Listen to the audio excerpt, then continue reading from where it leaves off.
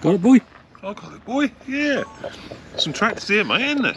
There is. So No, that's only one of them. these are what these ex-hire, I think, aren't they? Yeah. Um, Amazing hire fleet, really. I mean, there must be 100 tractors here, I think. I think so. I bet there is. I bet there is. Yeah. Plus the combines, trailers. Trailers. You can see over there, like, all the header trailers and everything. All the gear. Fantastic. But that's the nice thing about the Doe Show.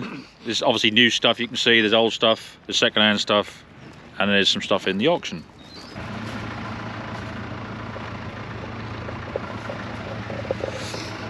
Oh, 9700. It's actually owned by Does themselves, and it's a really nice example, actually. But we can't be at the Doe Show and not mention the Doe Triple D. And if you've gone back through my library, video library, I've done a video on how all the connections and linkages and everything work on the Doe, so I'll put a link in that at the end of this video.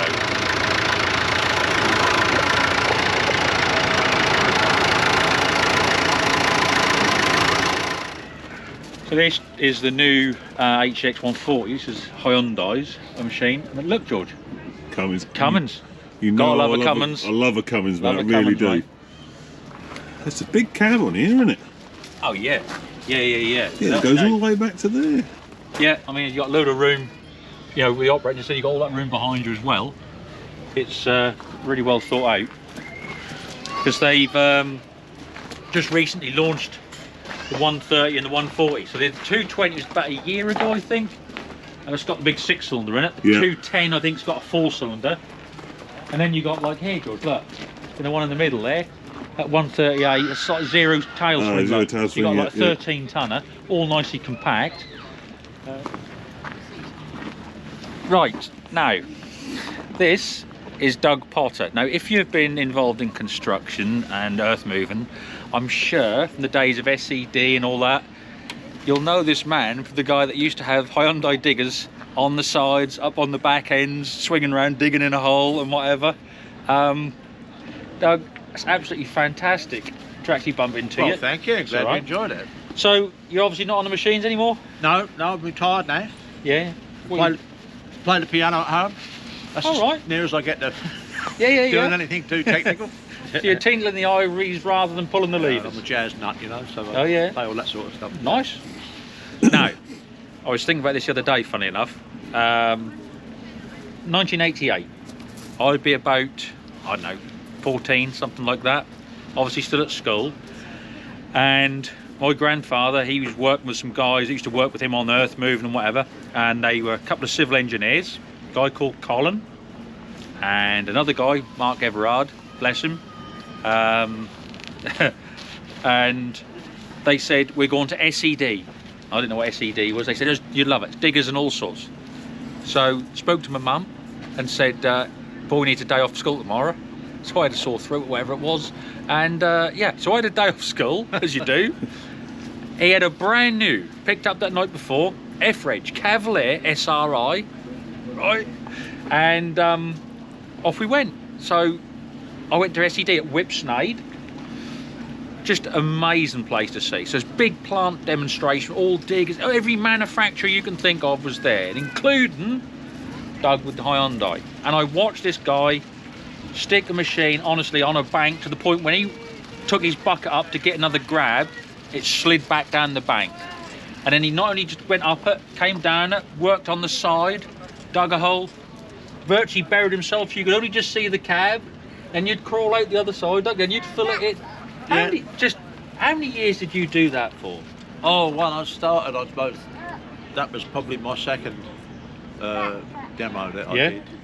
And then I carried on for Doe's. Yeah. And then directly for Hyundai until 12 years ago. Right, okay. Which took me to various places throughout Europe. Oh, right, so it weren't just like local stuff? It was... No. When I went directly with Hyundai, I went to Germany twice. I did the Bowman show in Germany. Did you? Yeah. Yeah, and Holland, the what they call the TKD fair. Right. Which was very unusual, in as much as you had people right there beside the machines. Yeah. Kids as well, and they would let kids like 14, 15-year-olds get on the machines. Would they really? Yeah. And I questioned it, but he said no, there won't be a kid get on the machine if they don't know what they're doing. And he was exactly right. Very good drivers, some of the young lads. Well, I assume you started on diggers, did you? When you was it your career when you left school or something, or More or less. Right. I left school in 58, right? 57. Yeah. Work wasn't a problem. You could get work on farms. Yeah. They all just got you on as carpenters, apprenticeships and all that. So I decided to go on my farm because my dad was there. Yeah. And they had a machine in that was like a ditcher thing. Right. Built on the back of an old Ford digger, Ford tractor. Yeah. And I think it was made by a company called O'Connell. You sat beside the ditch, and then this arm went across the other side to straddle it, and it had an arm like a digger has, like a wheel digger has. But none of the guys could get on with it, so I said, well, can I have a go? And that's how I first started doing the levers, you know. Right. Yeah. Now, that was way back. And it progressed from there. I went with a company called Crossman Development, Right. from Great Barfield. They purchased a JCB, a second-hand JCB 4. Yes. Yeah. And that was, looking back, it was a real old dog, you know. Yeah. And then I went from there to the more modern JCB wheel diggers. Slowly, I knew I wanted to get on one of these 360s. I fancied the 360. Yeah. So a good machine in them days was a Massey 450S. Yeah. Yeah, very good little tool. And the Yeah. engine was right at the back, so very quiet. Yeah. That's across the back, weren't That's they? right. Yeah. The counterweight. So Yeah. I got used to the 360s on that. So that was for North Essex Plant Hire, who were a subsidiary to Crossman, same company. Right. Then I went with various groundwork companies. Doe's had the show coming up, and they wanted a machine driver. And they approached me, would I come and do the 3 days here? Yeah. And that's when I first started doing it. So at that point, did they literally just have like most demonstrations where you went along to show the machine, maybe level a bit of ground, maybe put dig off a heap or whatever? Where did it start when you really got into what we would recognise as one of your displays? Well, I've been a show off Hyundai said to me, I met some lovely people from Korea. Yeah. Kims, Lees. Yeah. And they wanted to push the Hyundai in UK. Yeah. And they more or less said, we want you to attract people. We don't care what you do. He said, but if you turn it over, make sure your seat belts are on, don't hurt yourself. So they gave me sort of carte blanche to do what I want, really. Right. Which gives you the confidence to have a go at different things. Yes, of course. And that it progressed from there. You picked up different things just by watching some of the other drivers. You thought, what are they doing? I can do it better than that. And that's how it worked. Yeah. It's not as dangerous as it looks. The bucket's always in the ground. Yes. More or less. Yeah. That's your safety arm. Yeah. It was like, as I say, it progressed from there, and then between the Doe people and myself, everything I did had a name. Oh, I see. So that sliding down the bank thing, yeah, we nicknamed that Eddie the Eagle. Yes, the old ski jumper, yeah. Yeah, so we had Crossing the Rhine, we had Fly on the Wall, that was the one where you sat sideways. Yes. And that was all silly stuff. Yeah. Reverse Carousel, that was the one where you stood on its backside and turned the tracks underneath you. That's right, I remember that one, yeah. Yeah, I remember that. That was nicknamed the Reverse Carousel. You used to get one or two people would say, oh, look at that, he's scratching the counterweight. But like you just said, Hyundai had said to you, do what you want, don't worry about it, just show the machine off. So, bit of paint, you're wagging it. Yeah, you had some funny remarks. Yeah, of course. Underneath, you're your YouTube clips, if you look at them, there's people come on there. Some of them are good, but not all of them are. Mate, that's YouTube. George and I know this. Yeah. You know, there's always, like we said, there's those that can do it, and you know, there's those that can't. They're normally the most vocal ones that criticise. Oh yeah. You know, turn a blind eye to it. Exactly. I knew what I was paid to do. That's what I'm saying. You know, You know, as I said, they said to me, do what you want, and yeah, if you bend or brush, we'll put it right, but just show that machine.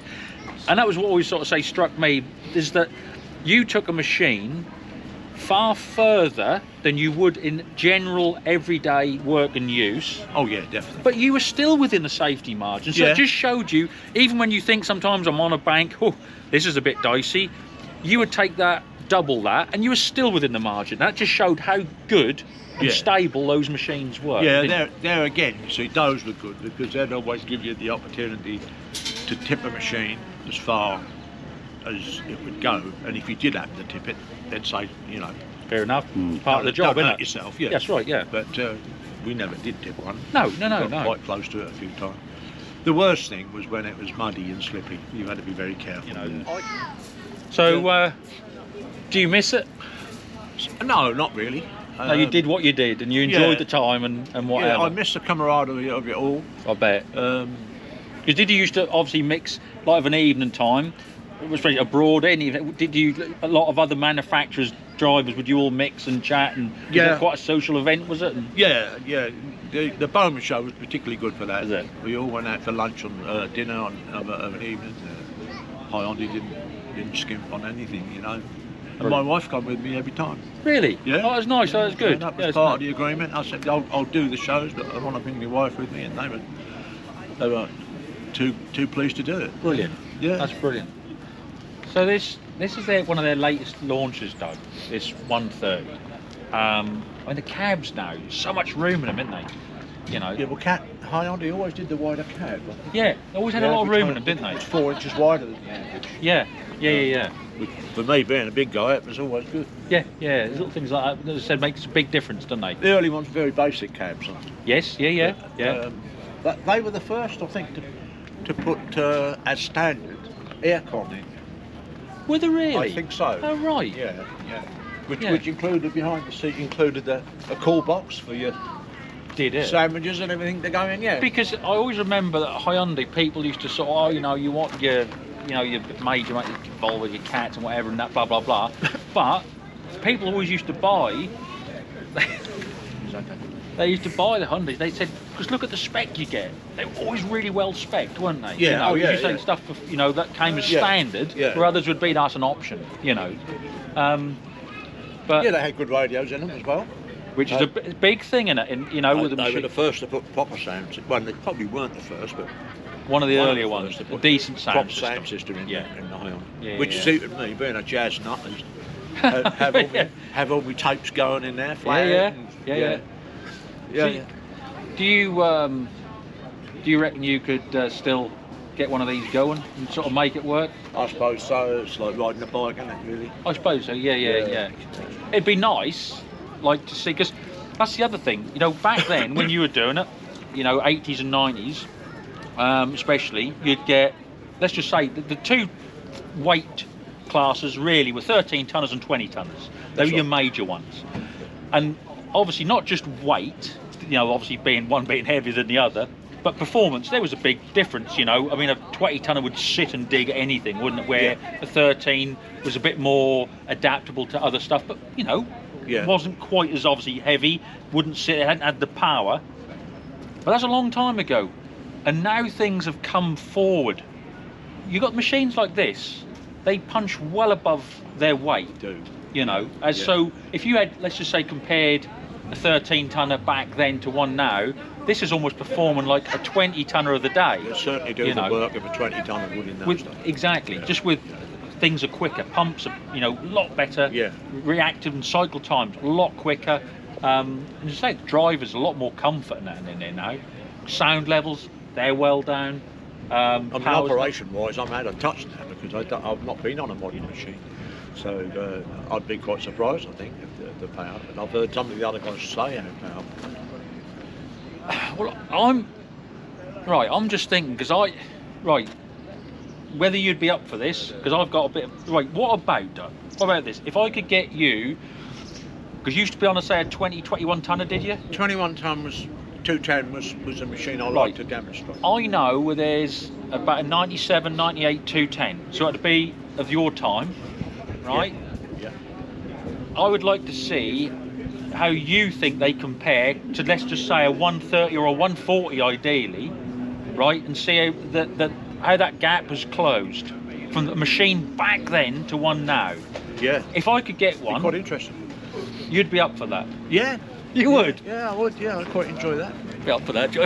No, seriously. Because I know where there's a 210, a 97, 98, 210, and if we can speak to Hyundai, see if they would get us one of the, maybe the 140s, so we could have them side by side, work at a day where this works for you, Doug, where you come along, and we could look at, you know, the stuff that you used to drive compared to something completely up to date.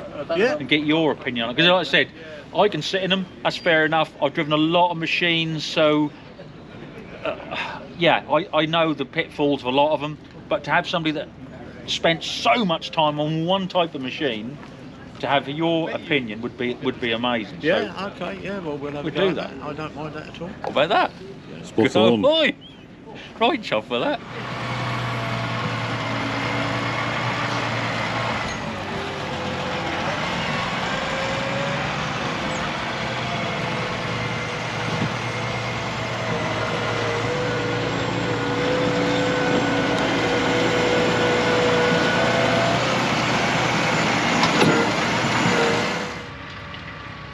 There she goes. IT7. So there we go, muckers. It made my day. It really did, meeting Doug. I'm sure you can tell. But it was funny because even George knew who he was, because George used to go to the SED show. So it was really, really nice. And anyway, I went along and I spoke to Hyundai UK and said, look, this is what I'm trying to put together. You know, could you help us at all? And they said, yeah, we'll do what we can. So they're going to arrange for us to have a current 14 tonner, and then we'll get Doug's old 21 tonner and just compare and see. Obviously they're two mismatched machines, but we want to see how they've progressed, as I said, with technology, you know, cycle times and you know, just power and stuff like that, how they've narrowed that gap in the last nearly 25 years. And it just shows how machines have progressed and how they're, you know, so much more advanced than they used to be. So I'm really looking forward to that. So yeah, stay tuned for that one. Right, muckers, question time. Now, I was speaking to 5 other YouTubers this week. We're just having a chat about things in general, and it came up that about a couple of years ago, I'd asked a question to you lot. Quite simple. You know, why do you watch this channel? Why do you watch Lord Muck? And we got back some fantastic answers. But like I was saying, you know, the channel has grown since then, quite a lot. And we've gained a lot more subscribers, and we're now doing a lot more content and whatever, and it's just, you know, it's getting busier and busier, and that's really good. So they said, well, why don't you get an updated answer? So, to those that were watching back then and to those that are watching now, why do you watch the Lord Muck channel? Put your answers in the old squid pit below in the comment section, and we'll take a look at it and you know, see if things have changed. Now, I've been filming back with Matt, you know, with the Matadors, the old AEC trucks, and we've had a bit of a catch up.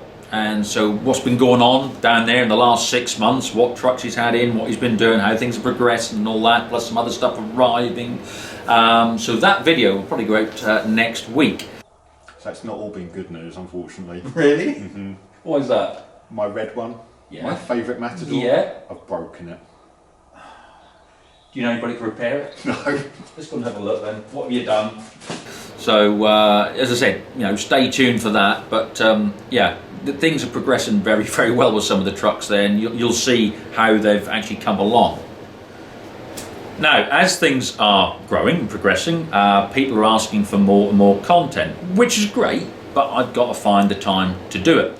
You know, people want to know what we're doing with things like the progress on the Leyland, which we're going to, you know, obviously give for the collie rescue charity. So I had it fired up and running this week, and just got up the temperature and had a look round and did a few things to it. But we've still got an issue with the brakes. The brakes are quite important. So we've got the cylinders on that, which we thought we could just reseal the shite basically. So we're going to get some new ones and do that. We've then got obviously stuff with the 7.8. Everyone loves fucking 7.8. But we're messing around and servicing that and doing bits on that, as you know. Plus all the other tractors that we're doing. Plus all the other new stuff that we're looking at. Yeah, so in an effort to sort of keep up with all muckers, obviously I'm doing videos on here on the Lord Muck channel. I'm also doing some stuff as well on Talking Point, which we'll do with George. Things like the podcast and that. We've got another podcast which will be out soon. Yes, well, yeah. A bit of wakeboarding. You've got a 2-level pond system with a river in between. How are they, apart from you're going to go and get a load of salmon, how do you know they're going to go and... No, it's not going to be up a mountain, obviously, but it's going to... You ain't thought this through. No, I really haven't. So it's going to be a fish elevator. And then I'm doing a lot, you know, virtually, if not every day, every other day, on Instagram. And I'll put the links to all these in the description box below this video. But as I said, Instagram, you get me at LordMuck4890. And I'm always putting up short videos or posts or whatever on there. As I said, every day, if not every other day, you know. Several go up a week. And yeah, it's really good. And that's grown and grown. And, you know, it's yeah, very easy way to keep up with what we are doing day to day.